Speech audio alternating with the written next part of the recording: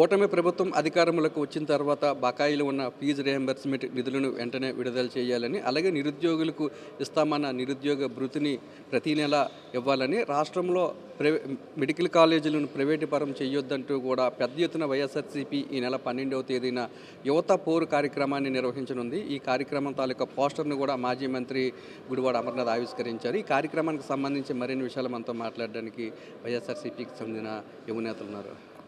Sir చెప్పండి, అసలు ఈ కార్యక్రమాన్ని ఏ విధంగా చేయబోతున్నారు? కూటమి అధికారంలోకి వచ్చిన తర్వాత ఏవైతే నిధులను పెండింగ్లో పెడుతుందో ఆ నిధులను రాబట్టడానికి మీరు ఏ విధంగా ప్రభుత్వం మీద ఒత్తిడి తేబోతున్నారు? 10 నెలలు నేటికి కూటమి ప్రభుత్వం వచ్చి 10 నెలలు సుమారు అయింది. నేటికి కూడా మన ఈ రాష్ట్రంలో యువతకి అంటూ ఏ ఒక్కటి కూడా ఈ రోజుకి చేసిన పరిస్థితి అయితే లేదు. అబద్ధపు మాటలతో, తప్పుడు హామీలతో ఈరోజు ప్రభుత్వాన్ని చేపట్టి ఈరోజు మనం చూసుకున్నట్టయితే ఫీజు రియంబర్స్మెంట్ అయినా కానీ, లేదనుకుంటే ప్రతి నిరుద్యోగ యువతకి ప్రతి నెల 3,000 రూపాయలు ఇస్తారని చెప్పేసి చెప్పడం జరిగింది. కానీ ఈ రోజుకి ఒక్క మనిషికి కూడా ఇచ్చే పరిస్థితి అయితే లేకుండా అయిపోయింది. సుమారుగా 20 లక్షల మందికి ఉద్యోగాలు ఇస్తామని చెప్పని హామీ ఇచ్చిన గవర్నమెంటు నేటికి చూస్తే ఏ ఒక్కరికి కూడా లేని పరిస్థితి అయితే జరిగింది. ఇదే తరహాలో గవర్నమెంటు ఈ 10 నెలలు చేసింది కనుక రేపు భారీగా మొత్తం విద్యార్థులు, యువత అంతా కలిపి ఒక 4,000 మందితో భారీగా రేపు కలెక్టరేట్ అనేది రేపు 12వ తారీఖు అనేది ముట్టడించడం అనేది జరుగుతుంది. ప్రభుత్వం దిగివచ్చి విద్యార్థులకి ఫీజు రియంబర్స్మెంట్ అందరికీ న్యాయం జరగాలని చెప్పేసి న్యాయం జరిగే వరకు ఈ పోరాటం ఆగదని చెప్పని ఈ సందర్భంగా తెలియజేసుకుంటాం. ఏ విధంగా మీరు అండగా ఉండబోతున్నారు యువతకు కానీ, లేదంటే నిరుద్యోగులకు కానీ? మేము పెద్ద ధర్నా 12వ తారీఖున 4,000 మందితో మొత్తం కలెక్టర్ గారికి వెళ్ళి మన బకాయిలు చెల్లించమని, ఇప్పుడు వరకు 4,600 కోట్ల బకాయిలు బాకీ ఉంచి విద్యార్థులను చాలా ఇబ్బంది పెడుతున్న కార్యక్రమాలు జరుగుతున్నాయి. విద్యార్థులు అడుగుతుంటే కాలేజీల నుంచి కానీ, స్కూళ్ళ నుంచి కానీ బయటికి తోస్తున్నారు. ఎందుకు తోస్తున్నారు? దేనికి? ఏంటి అవసరం? ఇప్పుడు మేము వాళ్ళకి అండగా నిలబడకపోతే ఏ పార్టీ నిలబడుతుంది? కూటమిని గెలిపించారు. ఈరోజు ఎక్కడుంది మా ప్రభుత్వం? ఏది ప్రభుత్వం? మా ప్రభుత్వం నుంచి ఉంటుంది ప్రతిపక్షంలో ఉండి. అధికారంలో ఉన్న పార్టీ ఎక్కడ కనబడట్లేదే. బకాయిలు చెల్లించమంటే పార్టీల్లోంచి మీరు ఏ పార్టీ, ఈ పార్టీ అని చెప్పి అడుగుతున్నారు.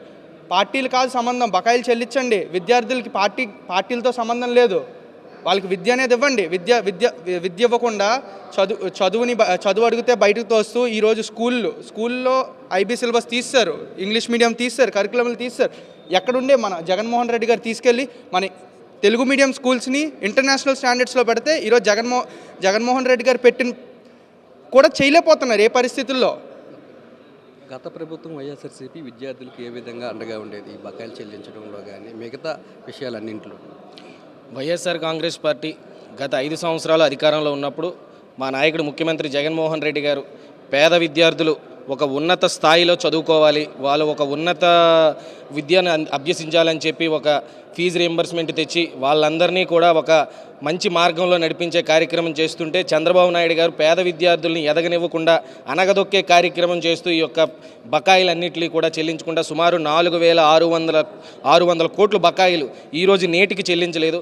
మన రాజశేఖర రెడ్డి గారి పరిపాలనని కంటిన్యూ చేస్తూ మన జగన్మోహన్ రెడ్డి గారు గత డిసెంబర్లో మా గవర్నమెంట్ దిగిపోయే ముందు 12,600 కోట్ల బకాయిల్ని ఆ రోజు విడుదల చేసి పేద విద్యార్థులందరికీ కూడా ఎంతో మేలు చేశారు.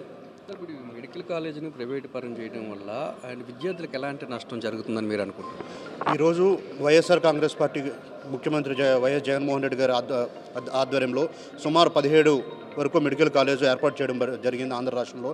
వాటిలో 5 మెడికల్ కాలేజీ కూడా క్లాసులు ప్రారంభం జరిగింది.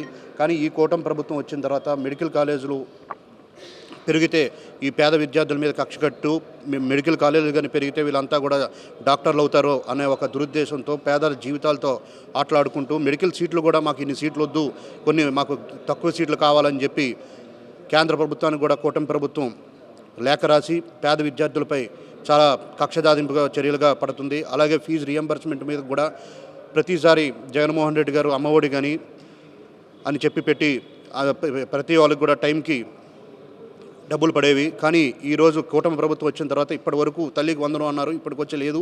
తర్వాత ఓన్లీ ప్రభుత్వ పాఠశాలకి ఇస్తాం, ప్రైవేటు పాఠశాలకి ఇవ్వము అని చెప్పి చాలామంది పేద విద్యార్థుల్ని చదువుకి దూరం చేయడానికి ఈ చంద్రబాబు ప్రభుత్వం కుట్ర చేస్తుంది.